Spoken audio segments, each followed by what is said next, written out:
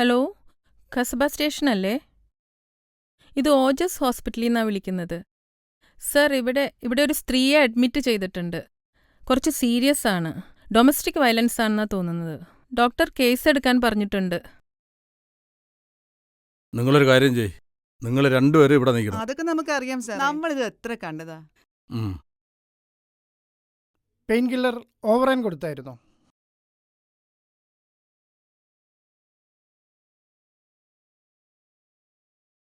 Madam, sir, ആള് നല്ല ടയേർഡാണ്. അല്പം ഒന്ന് റിലാക്സ് ചെയ്യട്ടെ. സാർ വരൂ, നമുക്കപ്പുറത്ത് നിന്ന് സംസാരിക്കും. ഒരു റിട്ടയേർഡ് പ്രൊഫസർ ശ്രീലക്ഷ്മി ഒരുപാട് ഉപദ്രവിച്ചിട്ടുണ്ട്. എനിക്കും കൂടുതലൊന്നും അറിയില്ല. മാനസിക നില തകർന്നൊരവസ്ഥയിലാണ് ഇവിടെ എത്തിച്ചത്. മൊഴിയെടുക്കണം. പ്രതികളെ രക്ഷപ്പെടാൻ അനുവദിച്ചുകൂടെ? ഹലോ, DYSP സജയൻ സാർ അല്ലേ? അതെ. സർ, ഇത് ഓജസ് ഹോസ്പിറ്റലിൽ നിന്നാണ് വിളിക്കുന്നത്. ആ, സാറിന്റെ വൈഫ് ഇവിടെ അഡ്മിറ്റഡ് ആണ്. ബോഡി പെയിനൊക്കെ കുറവില്ലേ? മാഡം ഉഷാറായല്ലോ സാറേ. Far better. ഇനി എന്ത് വേണമെങ്കിലും ചോദിച്ചോ, എല്ലാം പറയാം. ആരാണ് മാഡത്തെ ഉപദ്രവിച്ചത്? വിഷമിക്കേണ്ട, തുറന്നു പറയാൻ മടിക്കുകയും വേണ്ട. ഇനി ഒരാൾക്കും ഈ അനുഭവം ഉണ്ടാകരുത്. മോൻ്റെ കൂടെയുള്ള പെണ്ണ്. ഓ, എന്ന് പറഞ്ഞാൽ ലവറാ?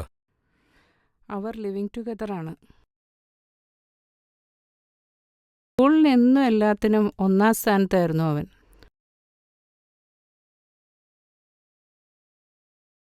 അവന് ഒരേ നിർബന്ധമായിരുന്നു, ബാംഗ്ലൂർ പഠിക്കാനായിട്ട്. ഞങ്ങൾ ആവത് ശ്രമിച്ചു നോക്കി.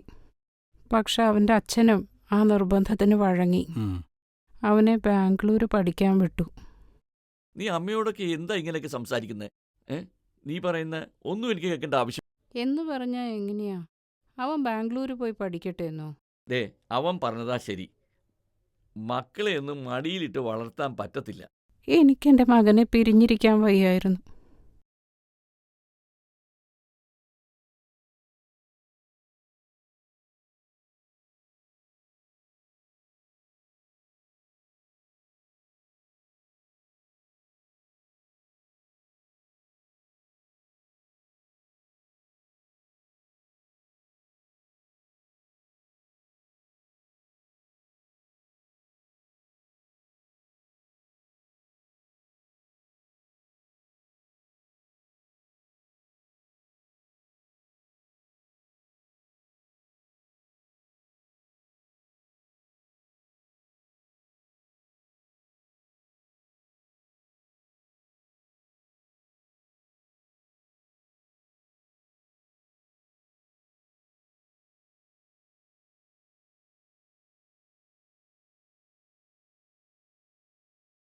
എൻ്റെ മകനെ അവളിൽ നിന്ന് രക്ഷിക്കാൻ പരമാവധി ശ്രമിച്ചു. അങ്ങനെയാണ് അവൾ എൻ്റെ ശത്രുവായത്.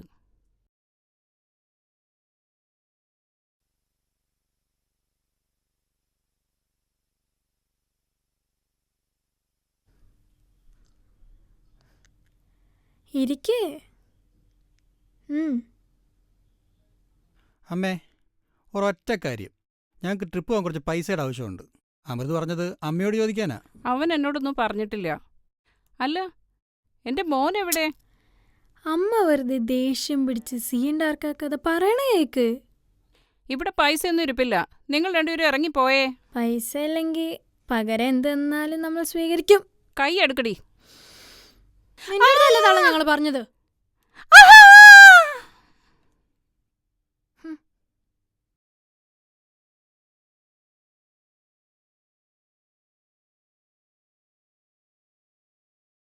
Okay madam.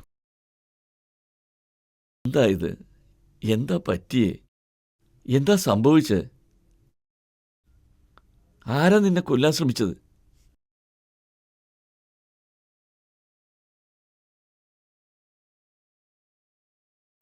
ഇങ്ങോട്ട് മാറിക്കണേ. നീ ഒറ്റ ഒരുത്തൻ കാരണമാണ് സജയൻ സാറിന് എന്റെ മുമ്പിൽ വന്ന് ഇങ്ങനെ തലകുറി ചിരിക്കേണ്ടി വന്നത്.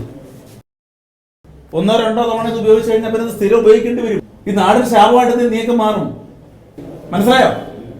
ആ സാറേ, ഇവനെ നമുക്ക് റെഡിയാക്കി എടുക്കാം. ഇവൻ തിരുത്തട്ടെ. കുട്ടികളായതുകൊണ്ടാണ്. അതല്ല സാറെന്ന് പറഞ്ഞോണ്ടാ.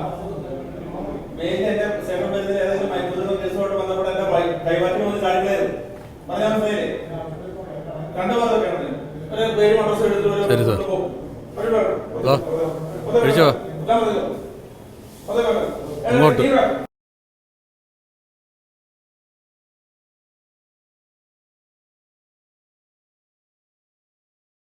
ആ ഗോപ പറഞ്ഞോ. ആ കേസ് നമ്മൾ വിചാരിച്ച പോലെ അല്ല സാറേ. ആ അഡ്വക്കേറ്റ് ദീപക്കൊക്കെയാണ് അതിൽ ബന്ധപ്പെട്ടിരിക്കുന്നത്. ആ ഫോണിൽ കൂടെ ഒന്നും അങ്ങനെ പറയണ്ട. ഞാൻ വീട്ടിലുണ്ട്. നിങ്ങൾ ഇങ്ങോട്ട് വാ.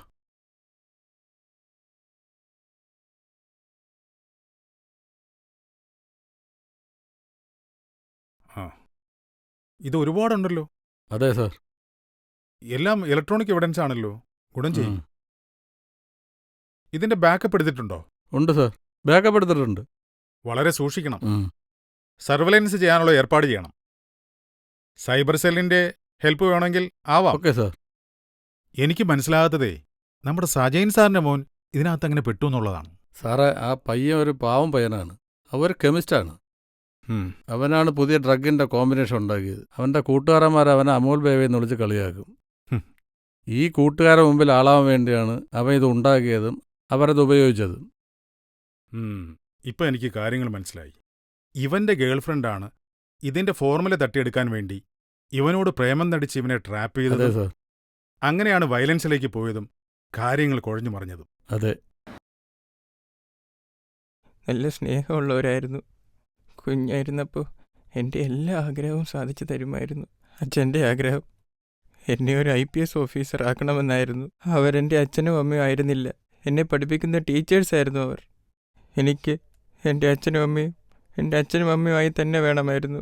പക്ഷെ ഒരിക്കൽ പോലും എൻ്റെ ആഗ്രഹം എന്താണെന്ന് അവർ ചോദിച്ചിട്ടില്ല. ഇതുവരെ കിട്ടാത്ത ഫ്രീഡം, സന്തോഷവും എല്ലാം അവരിൽ നിന്ന് കിട്ടിയപ്പോൾ ഞാൻ അറിയാതെ ഉപയോഗിച്ചു തുടങ്ങിയ മയക്കുമരുന്ന്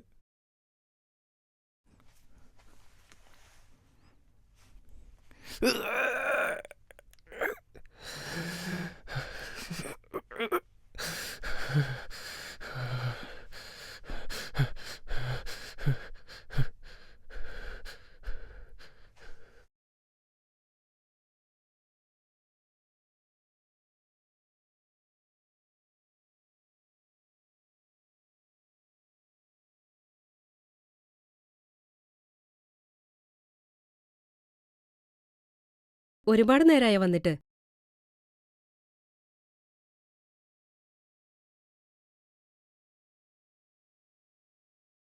മോന്റെ കാര്യം ഓർത്തിട്ടാണെങ്കിൽ വിഷമിക്കണ്ട.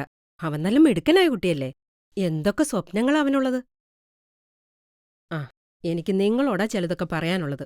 നിങ്ങളൊക്കെ ഏത് ലോകത്താ ജീവിക്കുന്നത്? കുട്ടികൾക്ക് ഇഷ്ടമുള്ളതും അവർക്ക് ആസ്വദിക്കാൻ കഴിയുന്നതുമായ അവരുടെ കഴിവുകളെ മനസ്സിലാക്കി അവരെ അതിൽ മുഴുകാൻ വിടണം. അപ്പോഴവരതില് ലഹരി കണ്ടെത്തും, ജീവിതം ആസ്വദിക്കും, മറ്റു ലഹരികൾ തേടി പോത്തുമില്ല. അല്ലാതെ മാതാപിതാക്കളുടെ സ്വപ്നങ്ങൾ സാക്ഷാത്കരിക്കാനുള്ള യന്ത്രമായി കുട്ടികളെ വളർത്തരുത്. ഒരുതരം മെക്കാനിക്കൽ മോണോട്ടണസ് ലൈഫ്, എന്നും ഒരുപോലെയുള്ള ജീവിതം. ജീവിതം തന്നെ വെറുത്തു പോകത്തില്ലേ? അപ്പോൾ അവരതിന്ന് രക്ഷപ്പെടാൻ ശ്രമിക്കും. അമൃതന്റെ കാര്യത്തിലും ഇതൊക്കെ തന്നെയാ നടന്നത്. പിന്നെ നമ്മൾ കുട്ടികളെ കുറ്റം പറഞ്ഞിട്ടും കാര്യമില്ല. ഇപ്പൊ പറ്റില്ല. ട്രീറ്റ്മെന്റിന്റെ ഭാഗമായിട്ട് കുറച്ച് ദിവസം കൂടെ ഉണ്ടാവണം. ഞാൻ അറിയിക്കാം. നിങ്ങൾ സമാധാനമായിട്ട് പൊയ്ക്കോ. ദേ, ഒരു കാര്യം ഞാൻ ഉറപ്പുതരാം. അമൃതനെപ്പോലൊരു മകനെ കിട്ടിയ നിങ്ങള് ഭാഗ്യം ചെയ്തവരാ.